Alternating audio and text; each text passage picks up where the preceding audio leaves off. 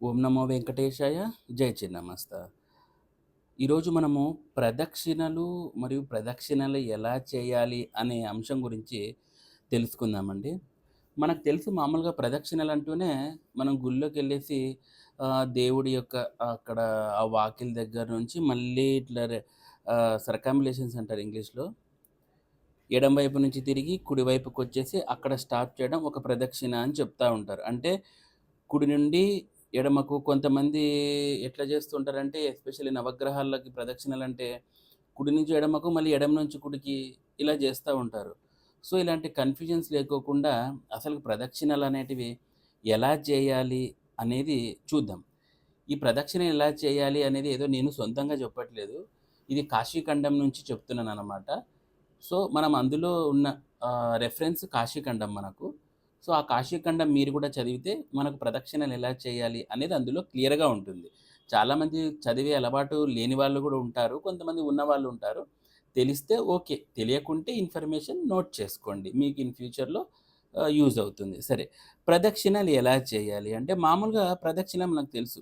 గుళ్ళోకొతే అదే ఇందాక చెప్పినట్టు కుడి నుంచి ఎడమకు, ఎడమ నుంచి కుడికి చేస్తారు. మరి ఎలా చేస్తే మంచిదంటే చూడండి. ఫస్ట్ ఆఫ్ ఆల్ ఈ మందిరాలు అనేటివి 2 రకాలుగా ఉంటాయన్నమాట. ఒకటి ధ్వజస్తంభం కలిగి ఉండేది. రెండోది ధ్వజస్తంభం లేకోకుండా ఉండేది. ఇవి కొన్ని ఆగమ శాస్త్రాన్ని అనుసరించి నిర్మిస్తారు.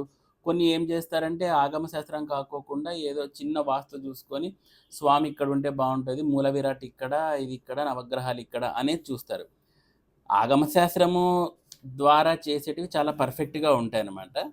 సరే మరి వీటి చూద్దాం. వీటిలో కొన్ని దేవాలయములని, దేవస్థానములు అని కూడా అంటారు. ఆగమ శాస్త్రంలో అంటే దాని ప్రమేయం లేకుండా వాస్తు చూసి నిర్మాణం చేసేవి మందిరాలనమాట. అర్థమైతుందా? సో, ప్రదక్షిణలు అక్కడ చేస్తారు, ఇక్కడ చేస్తారు. మరి ఇందులో ఒక ధ్వజస్తంభము అనేది కూడా ఒకటి యాడ్ అవుతుంది. ధ్వజస్తంభం మనందరికీ తెలుసు ఆలయం ముందరుంటుంది. ధ్వజస్తంభం ఉన్న ఆలయాలకైతే గిన మీరు ఎంటర్ అయినప్పుడు ధ్వజస్తంభం నుండి ప్రారంభించి మళ్ళీ ధ్వజస్తంభానికి అంటే మీరు ఎడమ సైడ్ తిరిగి మళ్ళీ ధ్వజస్తంభానికి వస్తే ఒక ప్రదక్షిణం అవుతుంది. అదే మీకు మందిరం అయితే ఇందాక చెప్పాను ఆగమ శాస్త్రంతో ప్రమేయం లేకోకుండా ఉండే వాటిని మందిరాలంటారని. అదే ఆ మందిరాలకైతే గిన మీరు ముఖద్వారం నుంచి ముఖద్వారం వరకు మీకొక ప్రదక్షిణము అనేది జరుగుతుందనమాట. సామాన్యంగా అన్ని ఆలయాలకు కూడా ఇలాగే చేస్తూ ఉంటారు. ఇందులో కొంతమంది 3 ప్రదక్షిణాలు చేస్తా ఉంటారు. మనకదే హనుమంతుని ఆలయంలో అయితే గిన ఆయనకు 5 ప్రదక్షిణాలు చేయడం అనేది చాలా ఎప్పటినుంచో వస్తున్నది. మరి 3, 5 ప్రదక్షిణాలనేవి మీకిక్కడ కామన్‌గా తిరుగుతుంది. అంటే 3, 5 ప్రదక్షిణాలు చేయొచ్చనమాట. ప్రత్యేకమైన కోరికతో చేసినప్పుడు చూడండి 108, 54, 27, 11 ఇలా నియమితమైన సంఖ్యతో చేస్తా ఉంటారు. ఇంకోసారి చెప్తా చూడండి. ప్రత్యేకమైన కోరికతో చేసేవాళ్ళు 108, 54, 27, 11 ఇలా చేస్తా ఉంటారు. ఇక శివాలయంలో చేసే ప్రదక్షిణాలని ప్రత్యేకంగా చండీ ప్రదక్షిణాలు అంటారనమాట. నోట్ చేసుకోండి. శివాలయంలో చేసే ప్రదక్షిణాలని చండీ ప్రదక్షిణాలు అంటారు. ఇది కొంచెము డిఫరెంట్‌గా ఉంటుంది. ఎట్లంటే ధ్వజస్తంభం నుంచి ప్రారంభించి దక్షిణాలయం వెనకగా వచ్చి సోమసూత్రం వరకు చేసి, మరలా వెనక వరకు వచ్చి ధ్వజస్తంభం వరకు మళ్ళీ ప్రదక్షిణ క్రమంలో ఆలయం చుట్టూ తిరిగి, ధ్వజస్తంభం వరకు చేస్తే దట్ ఈస్ కాల్డ్ చండీ ప్రదక్షిణం. ఇది చాలా ఎక్సలెంట్ రిజల్ట్ ఇస్తుందని మనకు శివపురాణంలో కూడా, మన తర్వాత కాశీఖండంలో కూడా చెప్పబడుంది. కానీ చాలామంది శివాలయంలో ఇలాంటి ప్రదక్షిణలు చేయరు. వాళ్ళ ఇష్టానుసారం చేసేసి దబదబా వెళ్ళడము, శివుడిని దర్శించుకోవడము ఇలా చేస్తారు. తర్వాత ఇంకొకటేంటంటే నందీశ్వరునికి, శివునికి మధ్య అస్సలు నడవకూడదు. కొన్ని ఆలయాల్లో శివుడికి మరియు నందికి మధ్య చాలా గ్యాప్ ఉంటుంది. ఆ గ్యాప్‌లో దూరుకొని అంటే ఇట్లా స్ట్రెయిట్‌గా పాస్ అయిపోతుంటారు. అలా ఎప్పుడూ చేయకూడదు. ఇది గుర్తుపెట్టుకోండి. చాలామంది ఇలా చేస్తా ఉంటారు. శివుడికి, నందికి మధ్య దూరడం అనేది చేస్తా ఉంటారు. సో, అలా చేయొద్దండి. నందికి ఇటువైపు నుంచి రావాలి. నందీశ్వరుడిని ఎలా ప్రార్థించాలి అనేది నేను శ్రీశైలం దేవస్థానం యొక్క వీడియోలో నేను చెప్పున్నాను. వీలైతే అది వాచ్ చేయండి. తర్వాత శివాలయంలో ఇప్పుడు మళ్ళీ ఇంక నవగ్రహాల కాన్సెప్ట్‌కొద్దాం. నవగ్రహాలనేటివి ఈ మధ్య చాలా గుళ్ళలో మనకు కనపడిస్తూ ఉంటాయి. ఇందులో నవగ్రహాల గురించొస్తే ఎన్ని ప్రదక్షిణాలు చేయాలి అనేది చూద్దాం. కొంతమంది నవగ్రహాలకు 9 చేస్తారు. కొంతమంది 11 చేస్తారు. 9 అయినా చేయొచ్చు, 11 అయినా చేయొచ్చు.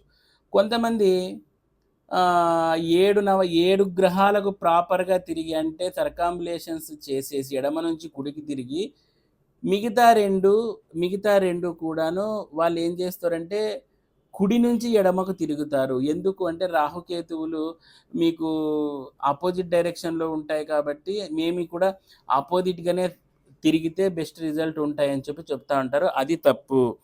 అలా చేయకూడదు. ఎప్పుడైనా గానీ ప్రదక్షిణాలు 11 ప్రదక్షిణాలన్నా చేయండి, 9 ప్రదక్షిణాలన్నా చేయండి. అలా ఇట్లా వచ్చేసి మరి రాహుకేతువులు రివర్స్‌లో ఉంటారని వాళ్ళకి కలిపి చేయడం అనేది అది ఎక్కడా కూడా చెప్పలేదు. తర్వాత నవగ్రహాలకు ప్రదక్షిణాలు చేసేటప్పుడు చాలామంది విధి విధానం తెలుసుకొని చేయాలనమాట. నవగ్రహాలకు ప్రదక్షిణం చేసేటప్పుడు కొంతమంది ఇప్పుడు ఇందాక చెప్పాం కదా! ముఖద్వారం నుంచి కలుపుకొని నవగ్రహాలకు చుట్టేసొస్తారు. అలా చేయకూడదు. మీరు ముఖద్వారం నుంచి ముఖద్వారం వరకు ప్రత్యేకంగా ఫస్ట్ మీరు ఎవరైతే మూల విరాట్ ఉంటారో ఆయనకు సెపరేట్ చేయాలి. నవగ్రహాలకు సెపరేట్ చేయాలి. కొంతమంది మళ్ళీ ఇదొక కన్‌ఫ్యూజన్. ఫస్ట్ నవగ్రహాలకు జేయాలా? లేదంటే మూల విరాట్‌కి జేయాలా? అనేది గూడా ఉంటుంది. మీరు ఏం చేసినా కూడాను అది ఏమీ కాదండి. కానీ చాలామంది ఏంటంటే ఫస్టు నవగ్రహాలకు చేస్తారు. తర్వాత మూల విరాట్ దగ్గరికి వెళ్తూ ఉంటారనమాట.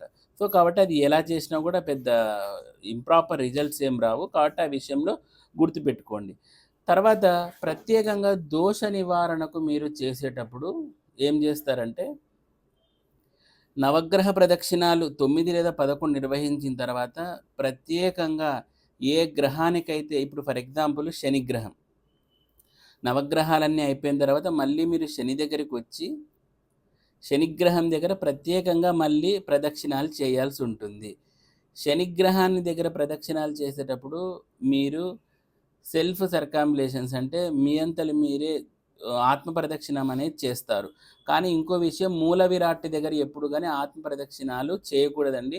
చాలామంది మూల విరాట్ దగ్గర ఆత్మ ప్రదక్షిణాలు చేస్తా ఉంటారు. ఇది చేయకూడదనమాట. కాబట్టి ఒకసారి మీరు గుర్తెరగండి. తర్వాత ఇందాకే చెప్పాను ఏ గ్రహానికైతే అక్కడ మటుకు చేయవచ్చు. ప్రాబ్లమ్ లేదు. తర్వాత నవగ్రహాలు తిరిగేటప్పుడు మొదట ఎక్కడి నుండి స్టార్ట్ చేయాలి అంటే సూర్యుడు ఎప్పుడూ కూడా నవగ్రహాల్లో తూర్పు దిశనే చూస్తూ ఉంటాడు కాబట్టి మనం ఫస్ట్ సూర్యుడి దగ్గర ఎదురుగా నిలబడి అక్కడి నుండి ఎడమ వైపుకు తిరిగి స్టార్ట్ చేయాలి ఫస్ట్ ప్రదక్షిణ. అలా సూర్యుని దగ్గరికి వచ్చినప్పుడు ఒక ప్రదక్షిణం అవుతుంది. ఇలా 9 లేదా 11 చేయాలనమాట. కనుక మీరు సూర్యుని దగ్గర నుంచి ప్రారంభించి ప్రదక్షిణం అనేది చాలా ఉత్తమమైన ఫలితాలనేది ఇస్తుందని మనకు పురాణాల ద్వారా తర్వాత కాశీఖండం ద్వారా తెలియజేయడమైనదనమాట. కాబట్టి మీరు ఈ విషయాలు బాగా జ్ఞాపకం ఉంచుకోండి. రేపెప్పుడైనా మీరు గుడులకు వెళ్ళినప్పుడు ఈ ప్రదక్షిణల విషయంలో ఇలా చేయండి. ప్రత్యేకమైన కోరిక కోసం చేసేటప్పుడు మటుకు 108 నేను ఇందాక చెప్పిన నంబర్‌లో మీరు చేసుకోవచ్చు. సో, ఈ వీడియో నచ్చిందని నేను అనుకుంటున్నాననమాట. సో, నెక్స్ట్ టైమ్ ఇలాంటి మిస్టేక్స్ రిపీట్ చేయకోకుండా ప్రాపర్‌గా ప్రదక్షిణాలు చేసేసి మంచి ఫలితాలు పొందండి. Thanks for listening my audio అండి. ఓం నమో వెంకటేశ జై చిన్నమస్తు.